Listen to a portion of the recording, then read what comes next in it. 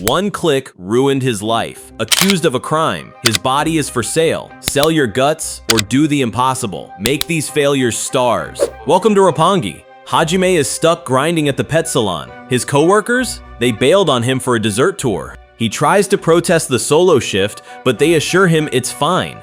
Only Miss Anna is on the schedule today. That name sends shivers down his spine.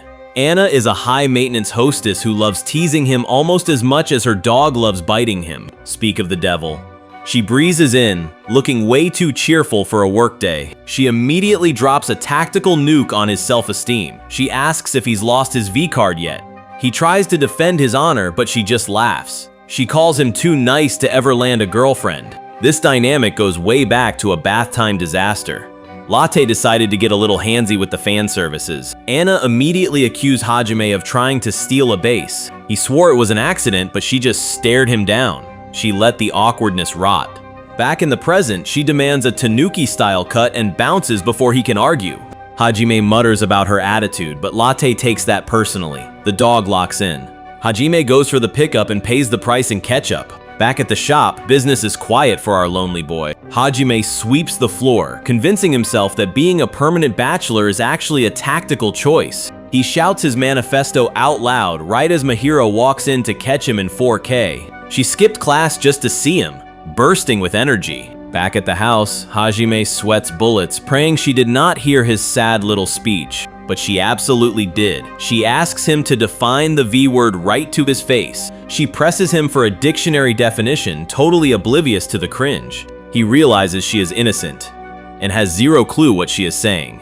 He hits the abort button, patting her head and telling her it is grown-up stuff. She shrugs it off, ready to pivot to the next trap. She drops the hammer. "Do you have a girlfriend, Oniie-chan?" She steps into his personal space, demanding to know if he likes them older or younger. He tries to play it cool, talking about exams, but she ignores the deflection. She locks onto his words. If age does not matter, then a 10-year gap is fair game. He nods along like an idiot while she celebrates her victory. She runs the numbers. She is 15, he is 25. The math work. Hajime realizes he just walked into a legal minefield. She closes the distance, suggesting that a 10-year gap authorizes immediate smooching and maybe a little extra culture on the side. She punches him for being a pervert, even though it was her idea. He slams the brakes. To him, she is strictly little sister material. No blood relation, sure, but they grew up together. That is the line. Mahiro pulls the ultimate weapon. The puppy dog eyes ask if he hates her. He panics and screams that he loves her. She instantly assumes the wedding is back on. He waves his hands, clarifying he meant platonic family love. Her brain short-circuits at the rejection. The mood drops. She repeats the sister part like a curse word. He sweats, realizing he might have just stepped on a landmine. She flips the switch, smiling and claiming she is happy with whatever scraps of affection she can get. Hajime buys the act hook, line, and sinker. He rambles on about how she is too good for him, totally missing the rage building in her hand. She gets right in his face. Date her now or find out exactly what she is capable of. Hajime realizes this is not a request. It is a hostage situation. Mahiro plays it off as a joke, but Hajime is already sweating bullets. She warns him waiting for fate is a speed run to being single at 30. She declares this the era of making your own luck, shoving a smartphone right in his face. It is Johnler, the app for desperate singles. Hajime recoils like she just handed him a live grenade. He tries to argue, but she calls him a dinosaur. She already set up his profile. Then she drops the nuke. Get a girlfriend now or face her confession again. She orders him to slide into some DMs, then bounces to cram school before he can protest. The door chimes, leaving him in silence. He collapses. His little sister has more game than him. Curiosity wins. He unlocks the screen to see the damage. The options are endless. Students, dental techs, CEOs. But his confidence hits zero. They are way out of his league. He starts daydreaming. He needs a dog lover. Someone kind. A real connection. Then, boom. He sees her. The perfect match stares right back at him. His finger moves on its own. He hits send. Instant regret floods his system. He tries to calm down, assuming she will never reply. Ping. She replies instantly. Her name is Karin, and she wants a dessert date in Shibuya. Hajime freezes. This is too easy. He looks around the pet salon, wondering if he is hallucinating the entire thing. Shibuya. The perfect backdrop for public humiliation. Hajime stood there sweating bullets, convinced he was getting catfished. He was seconds away from deleting the app forever when a voice stopped him cold. It was Karin. And she had the ultimate green flag excuse. She was late because she was saving a stray cat. Hajime's brain melted. She wasn't just hot, she was a saint. He barely managed to stutter out his own name. She beamed, calling him wonderful right to his face. That one word caused a critical system error in his nervous system. She didn't wait for him to reboot. She grabbed his hand and dragged him off to get sweets, while he prayed nobody would pinch him awake. He was hunting for sweets, but the vibe switched up fast. Out of nowhere, a girl sprinted past screaming about a creep. Hajime panicked, scanning the crowd for the perp. A squad of locals stepped up to help. Then, the girl whipped around and pointed the finger straight at him. Hajime was blindsided. She claimed he groped her. Her boyfriend got right in his face to defend her honor. Hajime stammered, asking about Karin. The guy corrected him. Her name is Kirara. Hajime's brain short-circuited. She screamed about being dragged into a love hotel. The crowd side-eyed the convenient location. The goons closed in on the predator, reminding him she is only 15. Hajime froze. The app said 20. She flashed the student ID like a badge, proving she was a high schooler. He could not believe it. She threatened to call the cops. Hajime realized his dating app history would cook him instantly. The boyfriend offered a shady deal. Hajime offered his lunch money. The guy demanded $5 million. Pay the tax or face the cops. Hajime knew he was financially cooked. He was staring down a debt he couldn't pay. Takuya didn't waste a second calling up his connections to secure the loan. He casually mentioned a big sister would handle the settlement.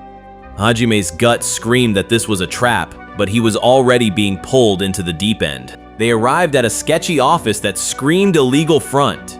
Takuya strolled in like he owned the joint, dragging his victim along, but the welcome party wasn't friendly. A scarred giant was waiting for them. One look at this guy, and Hajime wanted to bolt. Takuya shoved him onto the couch, forcing the confrontation. He pinned him down while the boss radiated pure menace. Hajime was trapped. Then came the pitch. Takuya spun a lie about Hajime harassing his girl to justify the cash. He demanded the boss lend this kid 5 million yen. The boss just sat there, analyzing the prey.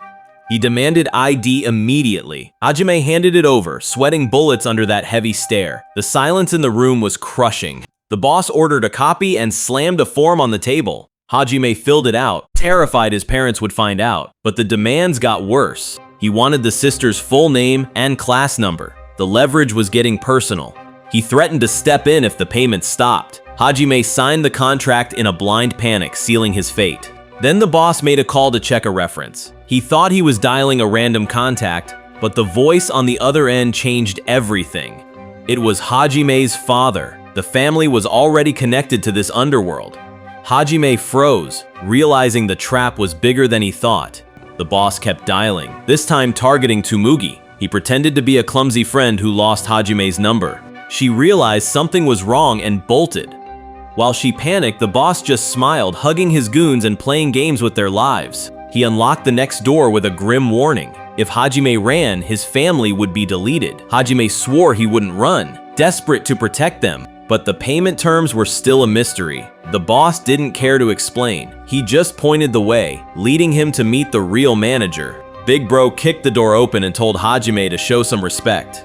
Hajime braced himself for a scar-faced Yakuza boss. But sitting on the throne wasn't a mobster. It was a high-fashion gyaru. She didn't even bother with a hello. Instead, she started reading off a shopping list of his body parts. Eyes, 120,000. Scalp, 50 grand. Shoulders, 40. She stepped right into his personal space, tallying up his liver and intestines. She was calculating his total scrap value right to his face. Then she dropped the punchline. That is his market value if she chops him into bite-sized pieces. Hajime panicked and begged for a payment plan, but the lady boss wasn't having it. She whipped out the contract and pointed to text smaller than an ant's legs. The due date wasn't next month, it was tomorrow. When he squinted, she got handsy. She grabbed him and forced his face into the paper. The fine print was clear. The manager dictates the terms. She demanded the full 5 million yen in 24 hours. When he screamed that was impossible, she offered a helpful alternative. Just sell a kidney. He has got a spare, right? Losing one won't delete him from the server. Hajime looked ready to pass out, so she clicked her tongue at his uselessness. Then she threw him a lifeline. If he worked for her, she would front the cash. He instantly agreed and promised to do anything, but she laughed. He wasn't going to be an accountant. She shoved her phone in his face, revealing a group of sparkly idols called Shoe Ice. His new job title, producer, his mission, get these girls to the legendary Budoukan arena. And if he fails, well, let's just say his kidneys are back on the menu.